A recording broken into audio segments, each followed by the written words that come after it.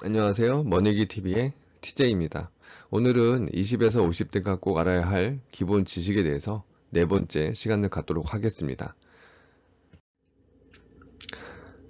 자, 오늘은 기회비용, 금리, 그 다음에 펀드에 대해서 좀 기초적으로 좀 알아볼까 합니다.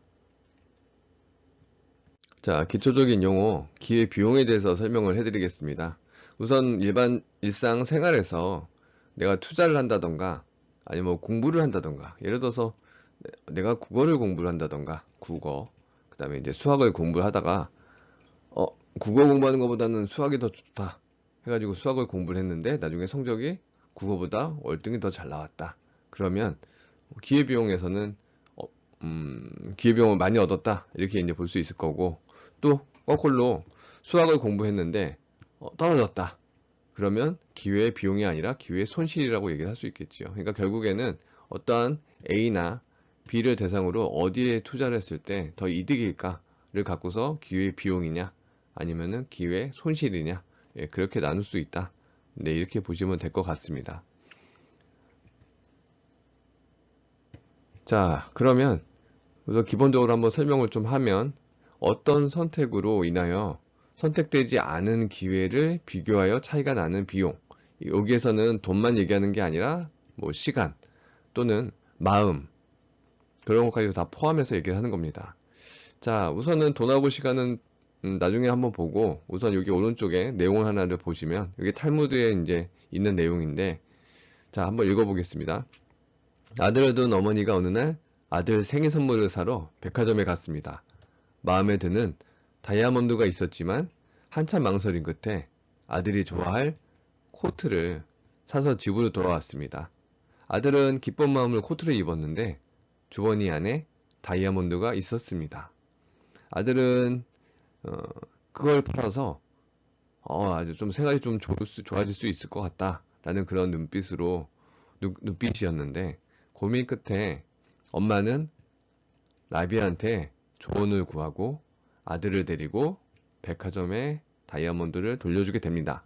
기본적인 내용은 이 내용인데, 라비는 엄마한테 아들을 같이 데리고 다이아몬드를 다시 돌려주라고 합니다. 그러면은 아들은 엄마에 대한 어떤 존경, 존중, 그런 것들을 느낄 수 있다.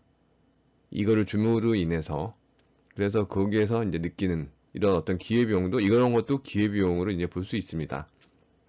자, 이 기회비용이 일상적인 사회에서도, 회사에서도 많이 이용을 하는데요. 자, 보시면 은행에서 요즘에 비대면 처리를 많이 합니다. 비대면 처리를 하면서 은행에 뭐 인건비는 줄이고, 그리고 또 고객은 비대면으로 인해서 더 빨리 업무를 처리할 수 있게 됩니다. 또 1금융권과 2금융권의 은행의 예금의 차이, 이 차이로 인해서 또 어떻게 보면 기회비용을 사용했다 이렇게 이제 보실 수 있을 거고, 저희가 일반적으로 가장 자주 접하는 것 중에 하나가 편의점인데, 편의점은 거리가 가깝지만 주변 마트보다 대신에 가까운 대신에 가격이 비싸다.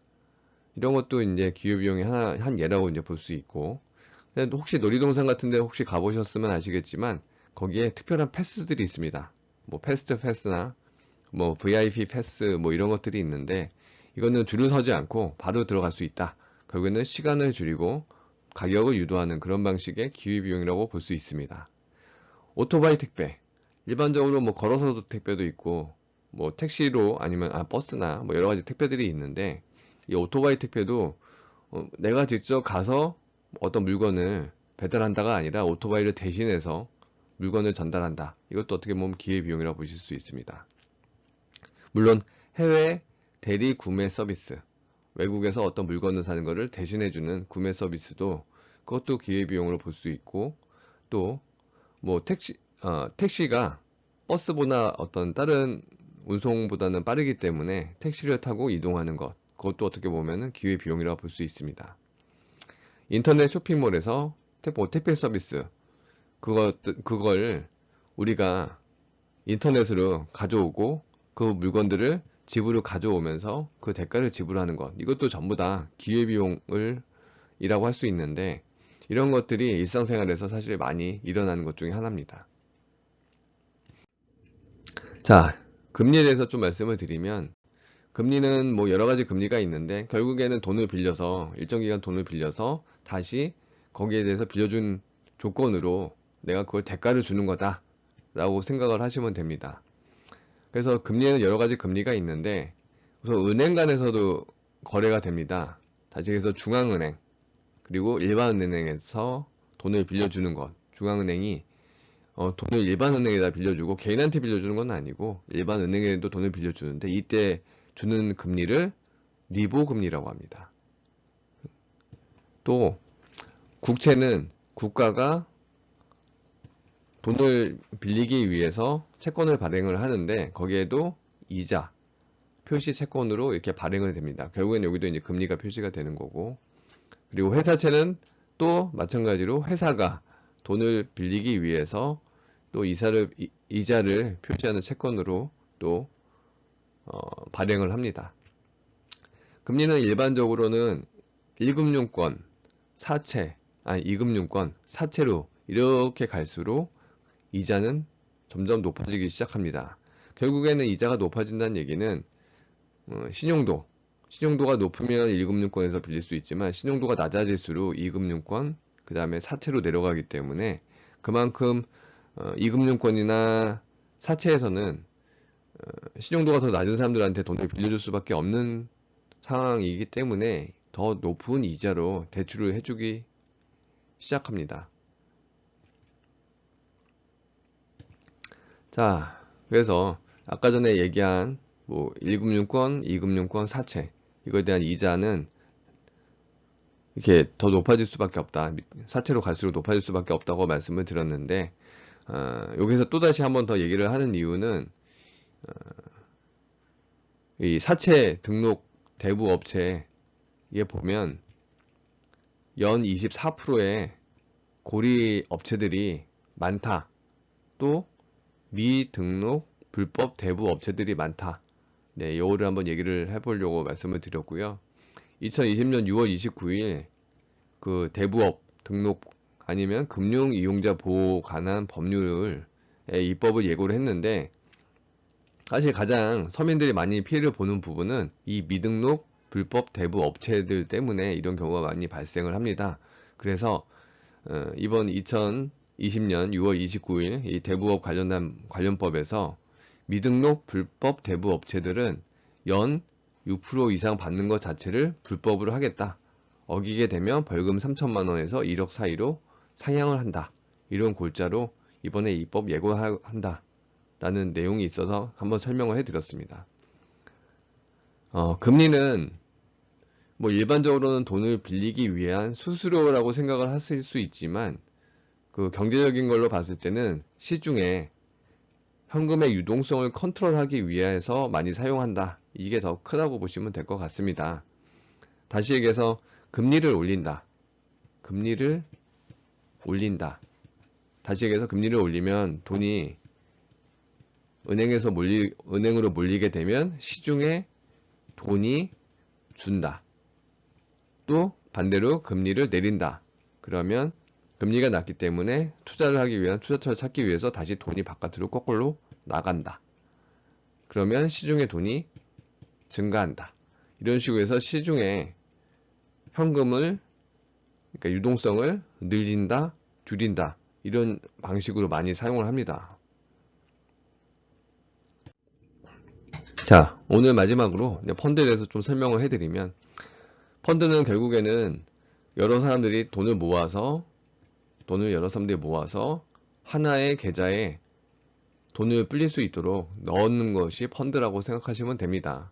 근데 일반적인 펀드는 뭐 주식형 펀드라고 해서 증권사에서 이제 하는 펀드를 많이 생각을 하실 텐데 사실 펀드가 종류가 많습니다. 그래서 한번 그 종류에 대해서 좀 정리를 할까 해가지고 이번에 정리를 한번 해봤습니다. 우선은 증권 관련된 부분을 갖고 집중적으로 투자하는 펀드가 있습니다.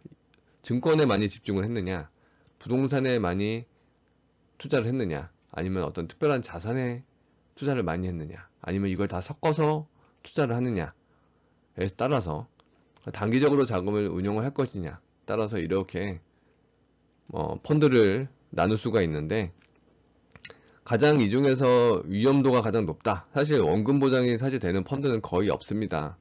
그런데도 원금을 대부분 투자하실 때 원하시는 분들이 많다 그러면 결국에는 수익률은 좀 많이 떨어진다고 이제 보셔야 되는데, 원금을 보장한다는 얘기는 자, 투자를 안전하게 할 수밖에 없습니다. 안전한 투자를 해야 될 수밖에 없기 때문에 결국에는 증권보다는 채권 쪽에 투자를 더 많이 할 수밖에 없고, 그리고 운영 자체가 좀 공격적인 성향이 아니라 거의 보수적인 그러한 투자를 할 수밖에 없다. 이렇게 이제 말씀을 드립니다. 자, 위험도가 가장 높은 거는 사실 ETF가 가장 위험도가 높습니다. 이 ETF는 혹시 들어보셨는지 모르겠지만 일반적인 선물, 옵션 이런 것들이 포함이 되어 있는 펀드입니다.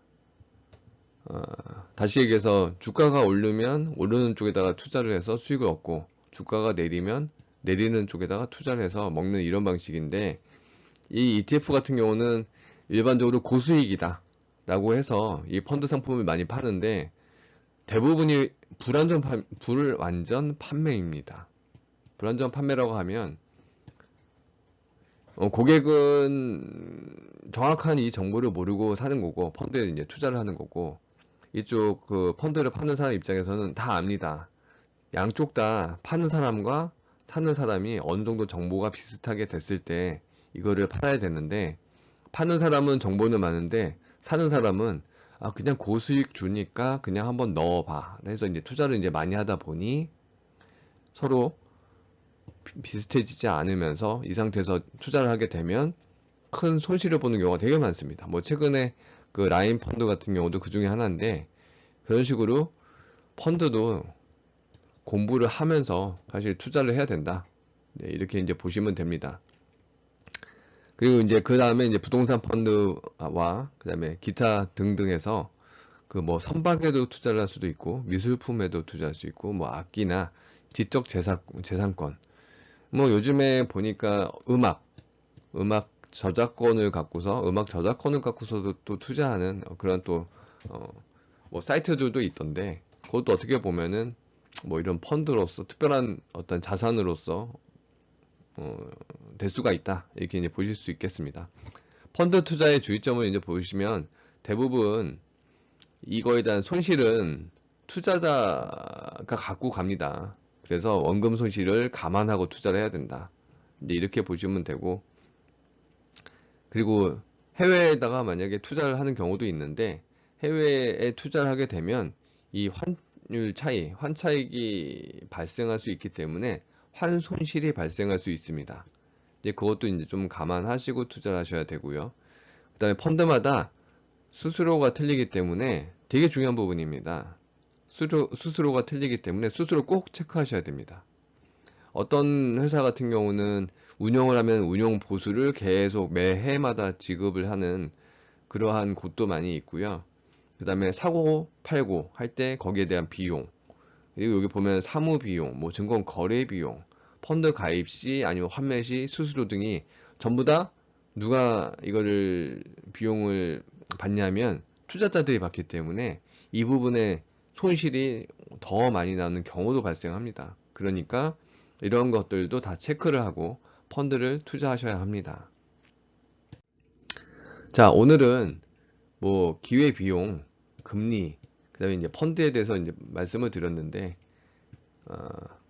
다음에는 이제 남은 인플레이션, 디플레이션, 그 다음에 스태그플레이션, 그 다음에 GNP, GDP, 그 다음에 공황하고 근본이자에 대한 설명을 하면서, 사실 기초편은 사실 좀 빨리 좀 진행을 하고, 저희가 이제 중국과 좀 이제 응용할 수 있는 그쪽으로 이제 넘어갈 수 있도록 좀 빨리 진행을 해 보도록 하겠습니다.